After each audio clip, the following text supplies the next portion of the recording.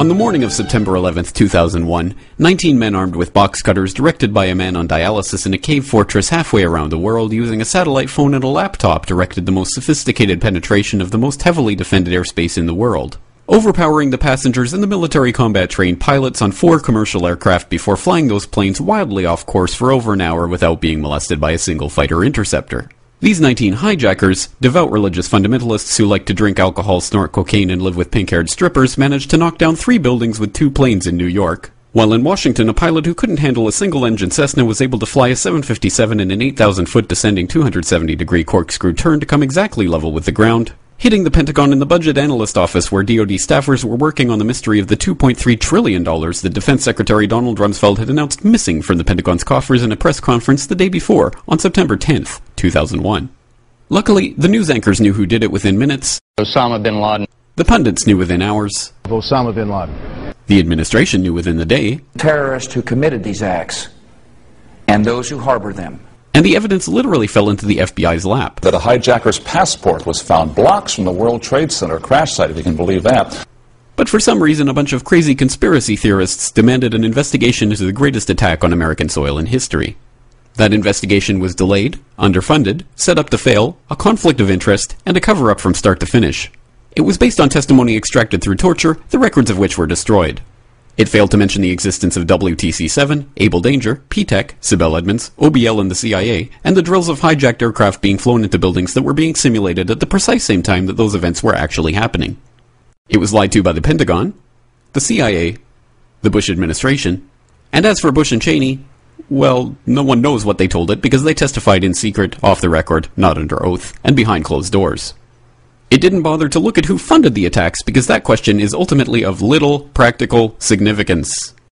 Still, the 9/11 Commission did brilliantly answering all of the questions the public had, except most of the victims' family members' questions, and pinned blame on all the people responsible, although no one so much as lost their job, determining the attacks were failure of imagination. Because Nobody in our government, at least, and I don't think the prior government that could envision flying airplanes into buildings. Except the Pentagon, FEMA, NORAD, and the NRO. The DIA destroyed 2.5 terabytes of data on Able Danger, but that's okay because it probably wasn't important. The SEC destroyed their records on the investigation into the insider trading before the attacks, but that's okay because destroying the records of the largest investigation in SEC history is just part of routine record keeping. NIST has classified the data that they used for their model of WTC-7's collapse, but that's okay because knowing how they made their model of the collapse would jeopardize public safety.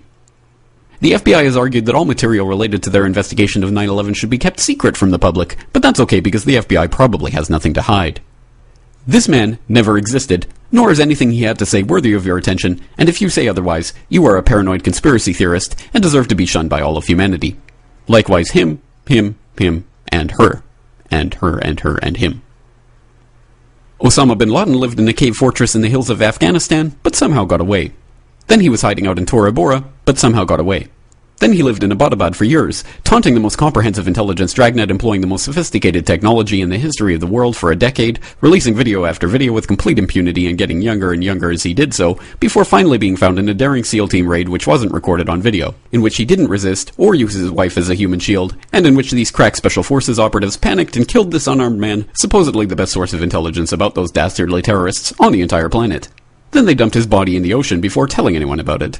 Then a couple dozen of that team's members died in a helicopter crash in Afghanistan. This is the story of 9/11, brought to you by the media which told you the hard truths about his head could be seen to move violently forward. And they took the babies out of the incubators. And mobile production facilities. And the rescue of Jessica Lynch. If you have any questions about this story, you are a batshit paranoid tinfoil dog-abusing baby hater and will be reviled by everyone. If you love your country and or freedom, happiness, rainbows, rock and roll, puppy dogs, apple pie, and your grandma, you will never ever express doubts about any part of this story to anyone. Ever. This has been a public service announcement by the Friends of the FBI, CIA, NSA, DIA, SEC, MSM, White House, NIST, and the 9/11 Commission. Because ignorance is strength.